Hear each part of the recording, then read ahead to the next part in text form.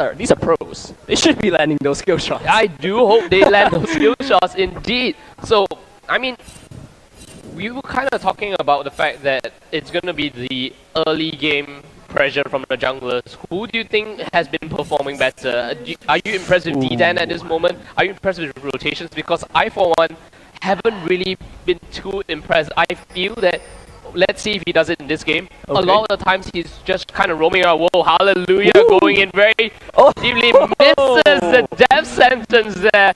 TG just, saying, anyway, I think even if he does hit the death sentence, I don't think anything can come out from it just yet. That was close though. That was quite close.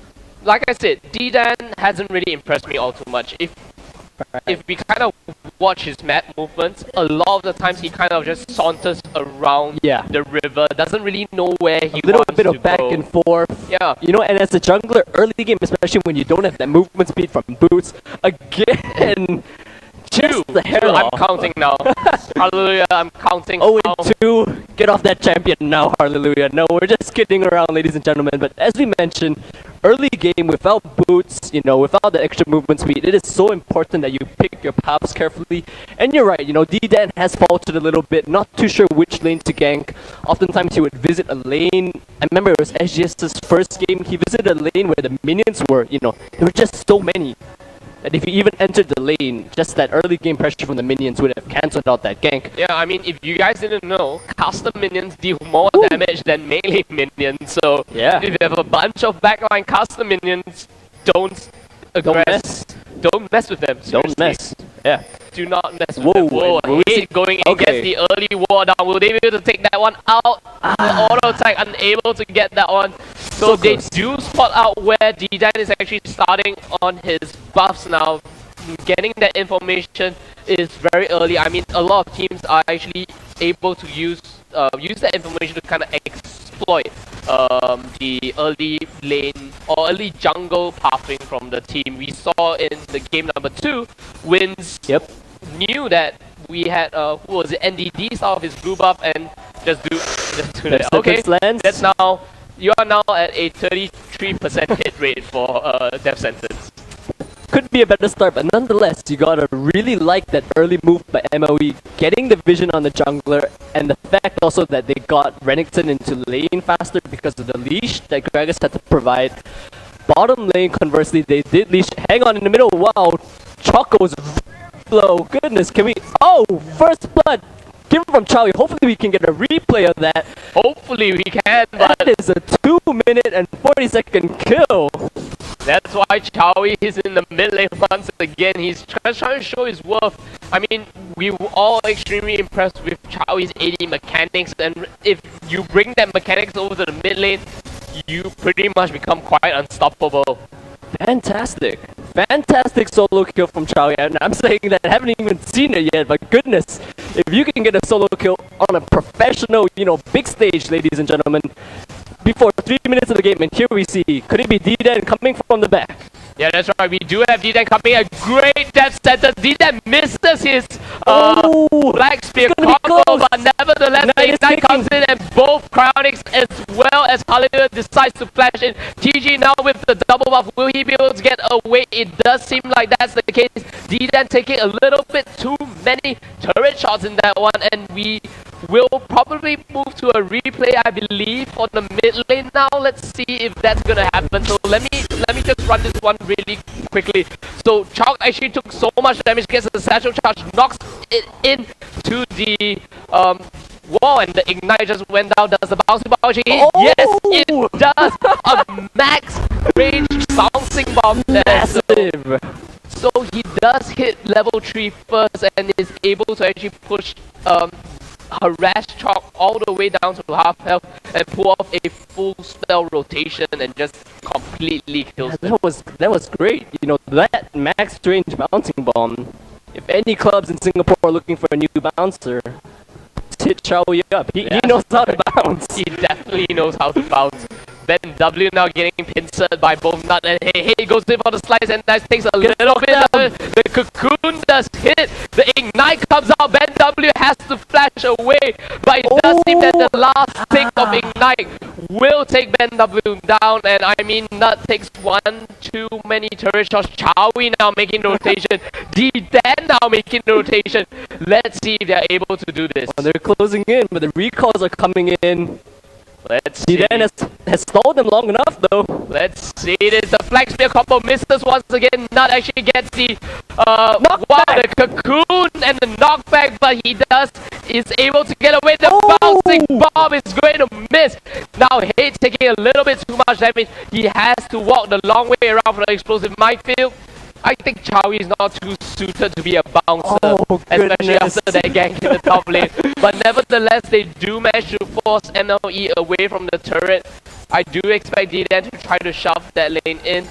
Hate will decide to delay his recall to kind of stay there and get some of the farm back, and he hits level 5 first. Then W is now only at level 3, so this is going to be quite worrying for the top lane matchup. So we talked a lot about how the junglers had to land their skip shots. We've seen D10 visit a lane twice now.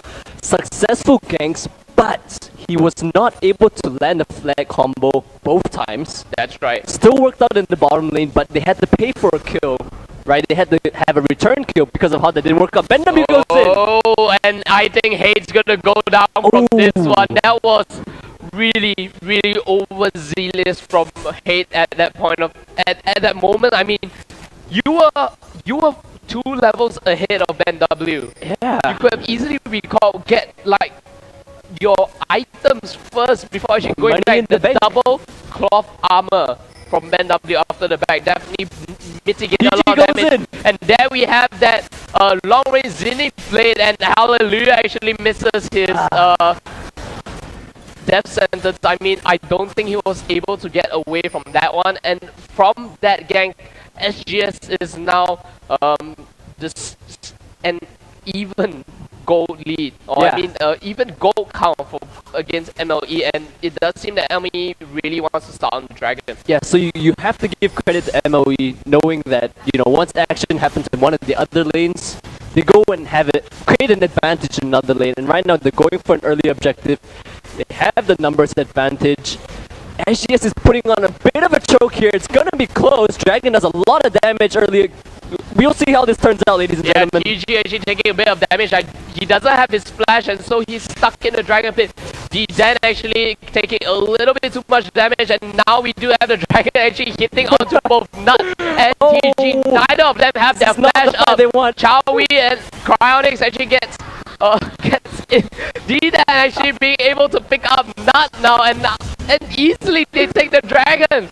I mean, MLE were taking so much damage from the dragon, they were unable to actually get that low enough into smite range, and SGS slowly walked up, got the ward down, and just pincered them. And a great death sentence. And then we have the play knocking Yukes back into the choppers. A great stun, getting onto Cryonics. The ignite is ticking. The last auto attack will allow Cryonics to pick up the kill onto Yukes. TG is forced to get away from that one. Great play from both Hallelujah and Cryonics. I mean, SGS D-Dad hasn't really impressed me just yet, but the bot lane combo from both Cryonics and Hallelujah, fantastic. Chompers always in the perfect place.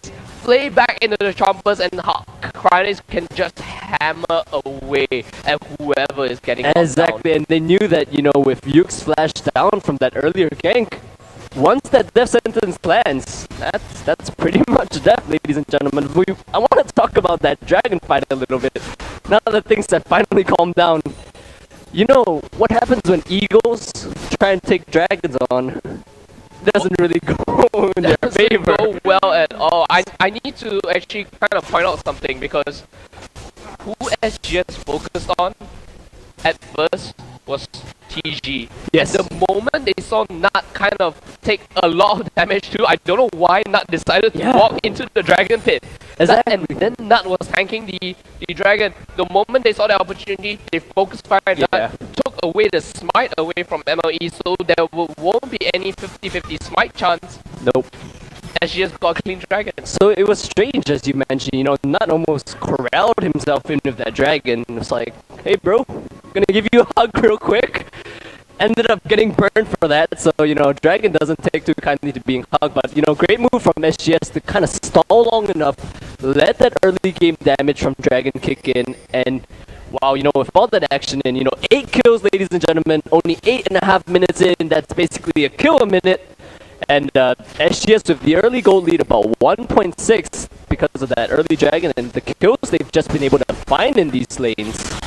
Yeah, so it's a bit quiet now, and Flavors, kind of tell me a little bit about the mid-game items being bought by both SGS and MLE. Who has the upper hand now?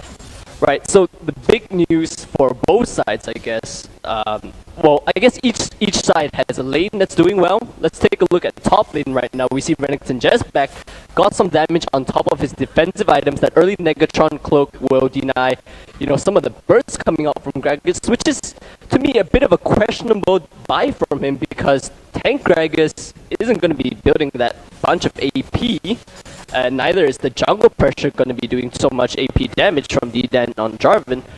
But let's talk about bot lane for SGS with the 2 kills on Jinx, already cresting on that Bloodthirster. So that mid-game spike, and they take down the tower, that mid-game spike which we were talking MLE should have from their skirmishing and, you know, their ability to lock down champions very quickly. If they don't get on Chironics, you know, they waste CC on some other champion, the mid-game is definitely going to swing to SGS. That's right, the Flash Death Sentence will hit! The Wild Growth comes out to that, but I don't think Nut is gonna survive from that one. The Cataclysm comes down, Nut goes down to Chowie now, and they have a 4-man siege in the mid lane. Great Flash Death Sentence from Hallelujah. Nothing else to be said from that one. Clean gang coming in, Hallelujah goes into Death Sentence, tanks a bit of the turret shot, walks out safely. That was just beautiful. You can see Nut still has his flash up. Hallelujah with the prediction, not just caught off guard right there. And we talked about the early game damage coming from Jinx because of her early buy of that BS sword. Sieging down mid lane tower at 10 minutes in the game, Chowie with double buffs, SGS is making moves. And when we kind of have this small moment of finally relief finally from the game, I had to focus our attention back to the top lane. Giant's Belt being picked up by Ben W already, so yes, that swung all the way back to SGS's favor, or yes, at least Ben W's favor. And something interesting that actually kind of piqued my attention. PG decides to pick up started with the Doran Shield start, goes for the Relic Shield first. And that's quite weird because if you want to you want to go for a Relic Shield, you usually start off with that Relic Shield. Because it gives you that sustain anyways. And the pushing power. Yeah. So that's a bit questionable. He now decides to complete the Sightstone instead of the Targon Spray, so... Yeah, so, you know, are on you the going side for a mid-game thing and early-game thing? They have lost their turret. Exactly. So MLE now seems a little bit shaken, you know. I have a feeling, oh, hang on, some action going on in the top lane. Will he actually survive? I think he should be able to survive that one. The Dominus. Yeah, he does have the... whoa, we do have the great Death Sentence once again. And the Soul of Flame didn't really hit anyone, only got the slow onto D. Then Nut is gonna go down. Hallelujah picks up a kill onto that one. Well, I have to apologize to Hallelujah because... I think we both do. Yeah. I mean, okay, you can hit your death sentence. I'm not going to really say much about it. Maybe after the Flash Wolves games, you know, maybe their manager and coach had a few choice words to share with him, but he's hitting them now. Yeah, I think Kyling moving back into the coaching position really kind of... The SGS had a shaky start, but week number 2, it does seem that SGS has kind of gotten their game together. Exactly. And now we see here, you know, we question MLE's item choice a little bit, and again, we talk about that top lane, that Negatron cloak, going up against, you know, the tank Gragas, and maybe Gragas at 0 AP. at this point in time, Gragas is being built as a non-AP champion. He's being built as a damage soak, a tank. So gotta question that a little bit. Mid tower getting pressured even more. So SGS just keeping the pressure up. Chowie is a whole core item up on top of the Doran's ring and the boots of speed. And the 31 CS. Well, Wow. that probably accounts for everything, and the 2 kills, and the 1 the assist. 2 kills and the 1 assist. So Chowie, in his Reddit a few years back when he started playing, he mentioned how he just loves AP mid champions, and I guess his time that he spent perfecting some of his mechanics as AD, as you mentioned, translating greatly into his reinvigorated mid lane role now, and he just seems so comfortable on that. We'll be interested to see if he brings out some AD based champions, but he's really shining on the AP mid laners right now. Indeed. We And do SGS see is the both timer. teams actually Goes back posturing to Dragon. for Dragon. So here we have D-Dan actually soaking a lot of the damage. Carnix does have the Bloodthirster, as you mentioned. He not actually unable to get into range for that smite there. And we do have D-Dan picking up a clean Dragon. A clean smite coming in from them. They are now about 5,000 gold ahead There goes mid of tower. MLE. 13 minutes into the game. So a cute What's move. going to happen from now on? Right, so I was saying cute move by SGS to drag the Dragon out, farther away from the repel range of not right there. But honestly, I felt the MLE should have at least covered their mid tower, keep the Dragon up, at least secure, at least maybe even a bit of a push, knowing SGS was at their Dragon. So out-rotated, beaten at the objectives. Now with mid and bottom down, SGS is probably going to focus a bit more on top.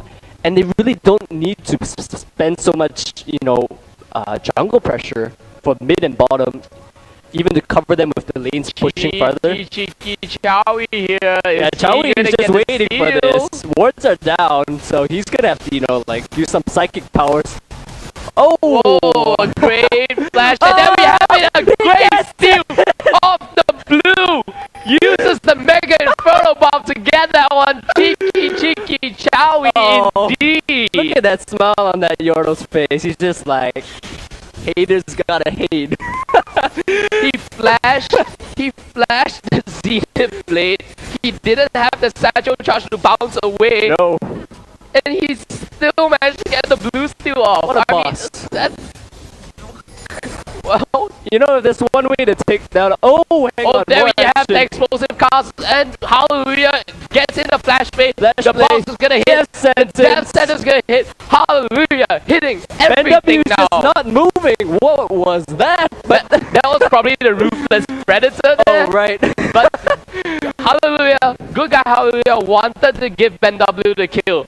There's like, why are you not moving? And there's like, Ben W's probably saying, I got stunned. I got stunned. There's like, Hallelujah, got stunned. this is mine. It's his. He deserves that. Chain the CC perfectly. And as I mentioned, top lane tower is going to be that focus, but instead of D-Dan moving there, we actually see Hallelujah. So, we bashed him a little bit just now, but man, has he been making moves. And right now, MLE trying to answer with the mid lane. I like this move by them because they see 2 members in the top. Great cocoon, stopping the initiation. Well, he didn't throw down his flag, but, it was nice. That was a great cocoon indeed. I mean, great play coming from SGS. They seem to understand the objective game a bit more. Yes. We saw Hallelujah rotate to the top lane for a great gank. Very good synergy between Ben W and Hallelujah. Got an explosive cast into the flash flay box and death sentence combination. Carnix here might be in a little bit of trouble though. We do see the solar flare, but Yux is a little bit too far away. Carnix is able to flash away from that one. It's the day of the cheeky Sentinels. Yeah, because they let Leona think that she's caught them. but that was quite a dangerous play from Carnix. That was. He didn't have any was. vision. He did use the zap, however, to kind of check the brush, but Kinda. But if you have a Leona and a Elise on opposing team, I don't think Zap's really gonna cut it because Leona has a 1000 range engage from Solar Flare, and the repel range is also 1000 range. That's just gonna catch you off guard anytime. But yeah, that little lightning pistol isn't a telescope, ladies and gentlemen. You can only check so much vision with that. But again, SGS feeling the lead that they have, just pushing down mid. They've got Jinx, the third shredder, Chowie with the bombs. This is just zone people off. Goodness, SGS is pushing the pace of this game. And the Death Center's gonna hit on the shot. The Wild Grove is unable to save him. So much damage coming out. Crowdix gets the Super Mega Death Rocket. Lay it on top of the Mega Inferno Bomb. So many Mega Ultimates are hitting. They're gonna get the inhibitor from this. Wow, 1 turret, 2 turrets, 3 kills, 3 to nothing. They get 2 turrets, they get the inhibitor, as well as the 3 kills, and the 10,000 gold lead at this moment. Oh what a game from SGS. Are they pushing into end? They're trying to beat the 17-minute game! They're really trying to beat the record here. I said that the record's not going to be broken anytime soon. SGS getting a little bit greedy, but they get kill after kill. The death timers are not very high at this moment. 4 of the members are still up for MLE. A great solar flare. That didn't really hit anyone. What a great death sentence. PG taken out very low. Crowdix now. He gets got the barrier. And then will he go down to execute from Nut? Shut down. My. The chase is not ending yet though. Oop. Whoa, you do it above the repel comes out. Ben W gets hit. He is a tag target, so great cocoon. The ignite is ticking now. Will he be able to survive this one? It doesn't seem like that's the case. Shall we try to fend off this push from MLE now? Let's see if MLE is able to get any objectives from this one. SGS does lose 2 members. Great Mega Inferno to clear the wave. MLE isn't really able to push the wave at this moment. Let's take stock of what happened in that fight. Wow, so right there. 2 turrets. 2 turrets. 4 kills? 4 kills. I believe there was a repeat kill. I think so, so let's make that 5, and SGS lost 2 members. And then they got the inhibitor, right? Yes, and almost got the Nexus turret. But almost, doesn't count, so... right. And then, the return push by MLE, Chowie just goes, woo! Boom! No return push. No. Nope. None at all. Not at all. And MLE is just... They seem to be on the back foot because SGS just takes this little advantage and... Oh, hallelujah now! He's the only one there! Level Will 9 he be to able 11. to... Ow! Alright, a great slice and dice though, but nevertheless, I think Hallelujah really wanted blood on the Scorcher Protector. TG getting caught out now. Oh, there we have it. Leona, they're shredding! That's right, the chain CC coming out. TG is not gonna get away from that one. Hallelujah popping right on now. to the I'm side. calling it. There it is. Oh, this is a goodness. This is a reinvigorated SGS we're looking at. I'm so excited now. This is great. Almost at the 17-minute game. Okay, Almost. the winner for in terms of fastest game today is definitely going to be SAJ. Right. That 18-minute game, right? Will SGS top the timing for Baron, right? Top the timing for TPS? What do you think? TPS. Wow. I think they can get it. They entered in 24 I think it, because with the gigantic lead that they have and Baron buff. I mean, they have a strong front line. It's not like they're just assassins. They can push in, tank up some turret shots, send in their front line, and my MLE they're so lost. They're going for Dragon when SGS has taken Baron. Yes, I mean, Dragon's not too bad now. It's not, but goodness, SGS is knocking on the door of your base. They are there. They are knocking onto the door of the Manila Eagles. My question now to you, Flavors. Will they push up bot lane, or will they just harass them in ball lane, rotate to mid lane, and go for the Nexus turret straight up. Right, they're gonna push in top, Okay. just get the wave pushing, then they're gonna swing mid, because you can see D-Dan and Hallelujah are there as well. Mid lane is already pushing with the... Okay, now they're rotating back to top, but with the super minions pushing through mid, they can either choose to siege top or just swing straight through middle. Cocoon misses. Could Let's this be the see. final push? Ironix does take a bit of tower poke, but with Baron buff, again, they can just stay here. They are fine. And then we go to Solar Flag comes out. Will MLE decide to go in for this No one? follow-up. No follow-up at all. So one ultimate down on the side of MLE. Nut gets harassed down extremely low. Second inhibitor of the game will go down. So it does seem that they decide to SGS take... has a free pass in the game. And there we go! Death Flash, Death Sentence! onto the We will see Yukes go down. The box is big pop. No one can go in for the counter initiate. We do see Cryonics taking the first Nexus turret down. The second Nexus there turret they will go down Second now. Nexus turret Let's going see down. if they're able to clean up. The death timers are extremely long at this moment. Ben W getting the heal. He was at full health. No idea why that happened. Super Mega Death Rocket. Mega Inferno Bomb. There. That is the SGS victory for you guys. What an amazing game. 20 minutes. 20-minute game right there. Wow, SGS really with an explosive team comp. We saw Super Mega Death Rocket, Mega Inferno Bomb. SGS smashing their way to a convincing win. They don't look too happy themselves. The way out of smiles on their faces. We need fireworks in here. We need fireworks because that was amazing. That was definitely amazing, and let's kind of like Flavors break down the game for me. What